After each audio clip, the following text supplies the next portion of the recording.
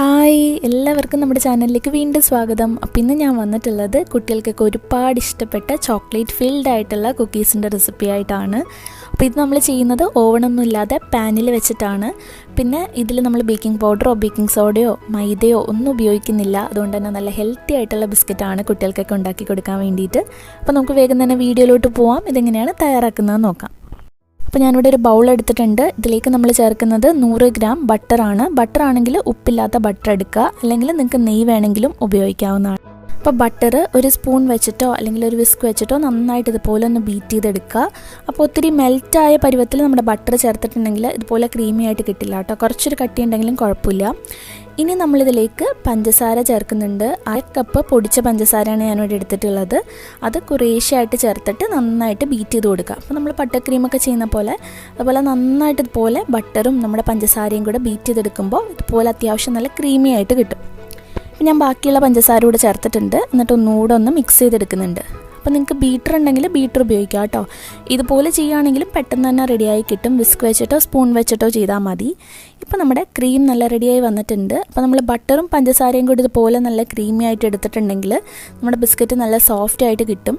പിന്നെ ഇതിലേക്ക് baking പൗഡറോ baking സോഡയോ ഒന്നും ചേർക്കണ്ട കേട്ടോ. ഈ ഒരു മിക്സ് മാത്രം മതി. ഇനി നമുക്കിതിലേക്ക് പൊടികളൊക്കെ ചേർക്കാം. അപ്പോൾ ഞാനതിന് വേണ്ടിയിട്ട് ഒരു അരിപ്പ വെച്ച് കൊടുക്കുന്നുണ്ട്. നമ്മളെല്ലാം അരിച്ചിട്ടാണ് ചേർക്കേണ്ടത്. അപ്പോൾ ഞാനിവിടെ 1 കപ്പ് ഗോതമ്പ് പൊടിയാണ് എടുത്തിട്ടുള്ളത്. അപ്പോൾ നിങ്ങൾക്ക് ഗോതമ്പ് പൊടിക്ക് പകരമായിട്ട് നല്ല ടേസ്റ്റിൽ ചെയ്യണമെങ്കിൽ മൈദ തന്നെ എടുക്കാം കേട്ടോ. മൈദ തന്നെ എടുത്താലും കുഴപ്പമൊന്നുമില്ല. പിന്നെ നമ്മൾ വീട്ടിൽ ചെയ്യുമ്പോൾ കുട്ടികൾക്ക് ഹെൽത്തി ആയിട്ട് ചെയ്യാൻ വേണ്ടിയിട്ടാണ് ഗോതമ്പ് പൊടി എടുത്തിട്ടുള്ളത്.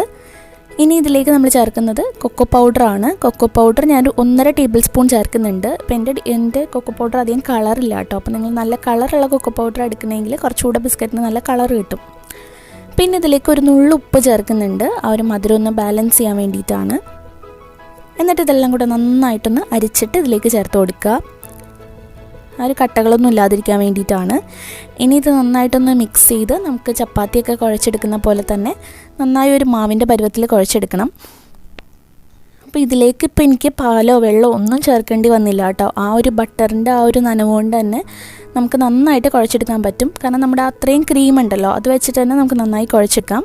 ഇപ്പം നമ്മുടെ മാവ് ഇവിടെ നന്നായി കുഴച്ചെടുത്തിട്ടുണ്ട്. അപ്പോൾ നിങ്ങൾക്ക് ഒരുപാട് കട്ടിയായിട്ട് തോന്നുന്നുണ്ടെങ്കിൽ കുറച്ച് പാല് ചേർത്ത് കൊടുത്താൽ മതി. ഇപ്പോൾ അതാ ഇത്രയും സോഫ്റ്റ് ആയിട്ടുള്ളൊരു മാവാണ് നമുക്ക് കിട്ടിയിട്ടുള്ളത്. ഇനി ഇത് വേണമെങ്കിൽ ഒരു 10-15 മിനിറ്റ് നമുക്കൊന്ന് റെസ്റ്റ് ചെയ്യാൻ വേണ്ടിയിട്ട് മാറ്റി വെക്കാം. വെച്ചില്ലെങ്കിലും കുഴപ്പമൊന്നുമില്ല, കുറച്ച് നേരം വേണമെങ്കിലൊന്ന് വെക്കാം കേട്ടോ. ഇനി നമുക്കിതിൽ നിന്ന് ചെറിയ ചെറിയ ഉരുളകളാക്കിയിട്ടെടുക്കുക. അപ്പോൾ നിങ്ങൾക്ക് ഏത് വലിപ്പത്തിലുള്ള ബിസ്ക്കറ്റാണോ വേണ്ടത് അതനുസരിച്ച് ചെറിയ ഉരുളകളാക്കിയിട്ടെടുക്കുക. അപ്പോൾ ഞാനിപ്പോൾ ഇവിടെ ഒരു ചോക്ലേറ്റ് ഫിൽഡ് ആയിട്ടുള്ള കുക്കീസാണ് ചെയ്യാൻ പോകുന്നത്. അതുകൊണ്ട് ഇതിൻ്റെ ഉള്ളിലേക്ക് ഒരു പീസ് ചോക്ലേറ്റ് വെച്ച് കൊടുക്കുന്നുണ്ട്. നിങ്ങൾക്കിപ്പോൾ അല്ലാതെ വേണമെങ്കിൽ ചെയ്യാം. അല്ലാതെ ചെയ്യുകയാണെങ്കിൽ ഇത് വെറുതെ ബിസ്ക്കറ്റിൻ്റെ ഷേപ്പാക്കി എടുത്താൽ മതി. അങ്ങനെ കഴിക്കാനും നല്ല ടേസ്റ്റ് തന്നെയാണ്. അപ്പോൾ ഇതിലേക്ക് ഞാനൊരു പീസ് ചോക്ലേറ്റ് വെക്കുന്നുണ്ട്. പിന്നെ ചോക്ലേറ്റ് വെക്കുമ്പോൾ നിങ്ങൾ ഫ്രിഡ്ജിൽ നിന്ന് ഡയറക്റ്റ് എടുത്തിട്ടുള്ള ചോക്ലേറ്റ് വെക്കരുത്. റൂം ടെമ്പറേച്ചറിലുള്ള ചോക്ലേറ്റ് വെക്കാനായിട്ട് ശ്രദ്ധിക്കുക. അല്ലെങ്കിൽ ചോക്ലേറ്റ് ഒന്ന് ചെറുതായിട്ടൊന്ന് മെൽറ്റ് ചെയ്തിട്ട് ഇച്ചിരി ക്രീമോ എന്തെങ്കിലും ചേർത്തിട്ടൊന്ന് മെൽറ്റ് ചെയ്തിട്ടുള്ള ചോക്ലേറ്റ് വെക്കുക. അപ്പോൾ അങ്ങനെയാണെങ്കിൽ നന്നായിട്ടത് കിട്ടും.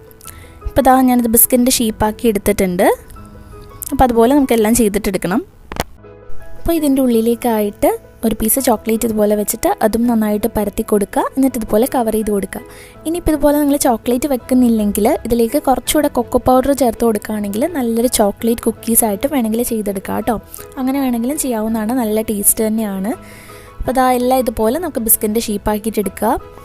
ഇനി ഞാനിവിടെ ഒരു പാത്രത്തിൽ ഇതുപോലെ ഒരു ബട്ടർ പേപ്പർ വെച്ചിട്ട് അതിൻ്റെ മുകളിലായിട്ട് വെച്ചിട്ടുണ്ട്. ഇനിയിപ്പോൾ ബട്ടർ പേപ്പർ ഇല്ലയെന്നുണ്ടെങ്കിൽ പാത്രത്തിൽ അല്പം ഒരു നെയ്യോ എന്തെങ്കിലും ഒന്ന് തടവിയിട്ട് അതിൻ്റെ മുകളിൽ വെച്ചാലും മതി.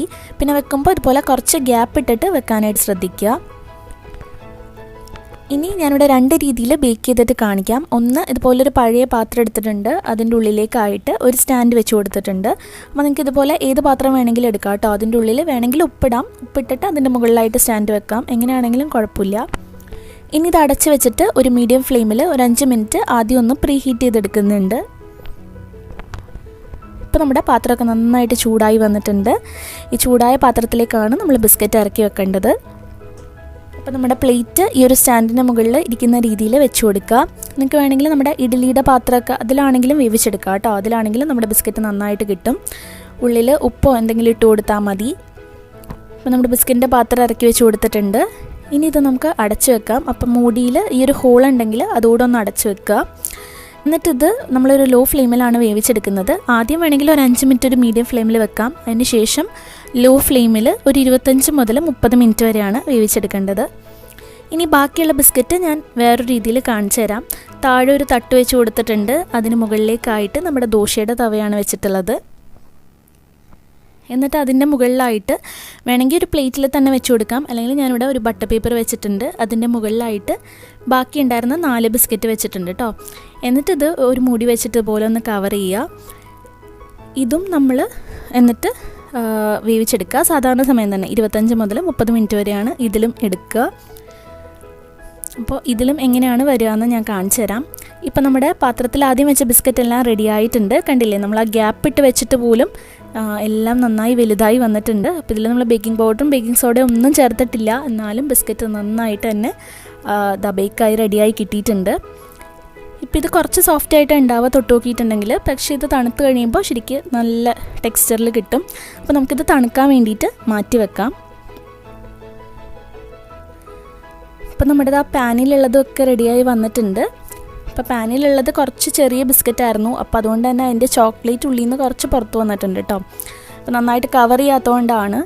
അപ്പോൾ ഞാൻ പാനിലുള്ള ബിസ്ക്കറ്റിൻ്റെ ഭാഗം കാണിച്ചു തരാം. അടിയിൽ ഇച്ചിരി ഒന്ന് കളർ മാറിയിട്ടുണ്ട്. നമ്മൾ ഡയറക്റ്റായിട്ട് വെച്ചുകൊണ്ടാണ്. പക്ഷെ അല്ലാതെ നോക്കുകയാണെങ്കിൽ കറക്റ്റ് ബിസ്ക്കറ്റിൻ്റെ ആ ഒരു ടെക്സ്ചറും കാര്യങ്ങളൊക്കെ കിട്ടിയിട്ടുണ്ട് കേട്ടോ. പാനിൽ ചെയ്താലും നന്നായിട്ട് തന്നെ കിട്ടും. പക്ഷേ അടിഭാഗം ഒത്തിരി ഒന്ന് കളർ മാറിയിട്ടുണ്ട്. കരിഞ്ഞൊന്നും പോയിട്ടില്ല. അപ്പോൾ അതാണ് ഞാനിതൊന്ന് പൊട്ടിച്ചൂടെ കാണിച്ചു തരാം. ഇപ്പം നന്നായിട്ട് തണുത്ത് കറക്റ്റ് ബിസ്ക്കറ്റിൻ്റെ ആ ഒരു രീതിയിൽ കിട്ടിയിട്ടുണ്ട്. ഇതാ നമ്മുടെ ചോക്ലേറ്റ് വീട്ടിൽ വെച്ചിരുന്ന ബിസ്ക്കറ്റ് നല്ല കറക്റ്റായിട്ട് ഇതാ ഇവിടെ വന്നിട്ടുണ്ട്. അതിന് കളറൊന്നും മാറിയിട്ടില്ല കേട്ടോ, അടിഭാഗമൊന്നും. പിന്നെ എൻ്റെ പ്ലേറ്റ് പരന്ന പ്ലേറ്റ് ആയിരുന്നില്ല, ഒരു സൈഡ് ഇത്തിരി പൊക്കമുള്ള പ്ലേറ്റ് ആയിരുന്നു. അപ്പോൾ അതുകൊണ്ടാണ് കുറച്ച് ഷേപ്പ് വ്യത്യാസം വന്നിട്ടുള്ളത്. നിങ്ങൾ ഉപയോഗിക്കുമ്പോൾ സാധാരണ പരന്ന പ്ലേറ്റിൽ വെച്ചാൽ മതി. പിന്നെ നല്ല സോഫ്റ്റ് ആയിട്ടുള്ള ബിസ്ക്കറ്റാണ്, നല്ല ടേസ്റ്റിയുമാണ് കേട്ടോ. ഇത്രേ ഉള്ളൂ നമ്മുടെ ചോക്ലേറ്റ് ഫിൽഡ് ആയിട്ടുള്ള കുക്കീസ്. അപ്പോൾ ഇത്ര ഹെൽത്തി ആയിട്ട് നമുക്ക് വീട്ടിൽ ചെയ്യാമെങ്കിൽ അതല്ലേ നല്ലത്. അതും വളരെ കുറച്ച് സമയം മതി നമുക്ക് ചെയ്തെടുക്കാൻ വേണ്ടിയിട്ട്. അപ്പോൾ ഓവണൊന്നും ഇല്ലെങ്കിൽ നമുക്ക് നന്നായിട്ട് തന്നെ ബിസ്ക്കറ്റ് റെഡിയാക്കിയിട്ട് എടുക്കാം. അപ്പോൾ നിങ്ങളെല്ലാവരും ട്രൈ ചെയ്ത് നോക്കുക. കുട്ടികൾക്കൊക്കെ റെഡിയാക്കി കൊടുക്കുക. അതുപോലെ ഹെൽത്തി ആയിട്ടുള്ള ബിസ്ക്കറ്റ് അവർക്കൊക്കെ ഒരുപാട് ഇഷ്ടമാവും. അപ്പോൾ ട്രൈ ചെയ്തിട്ട് അഭിപ്രായം പറയാൻ മറക്കരുത്. അതുപോലെ നമ്മുടെ ചാനൽ ഇഷ്ടമായിട്ടുണ്ടെങ്കിൽ താഴെ കാണുന്ന red colour subscribe button press ചെയ്തിട്ട് സബ്സ്ക്രൈബ് ചെയ്യുക. തൊട്ടടുത്ത് വരുന്ന ബെല്ലൈക്കൺ ക്ലിക്ക് ചെയ്തിട്ട് ഓൾ എന്നുള്ള ഓപ്ഷൻ കൂടെ സെലക്ട് ചെയ്യുക കേട്ടോ. നെക്സ്റ്റ് വീഡിയോയിൽ കാണാം. Thank you.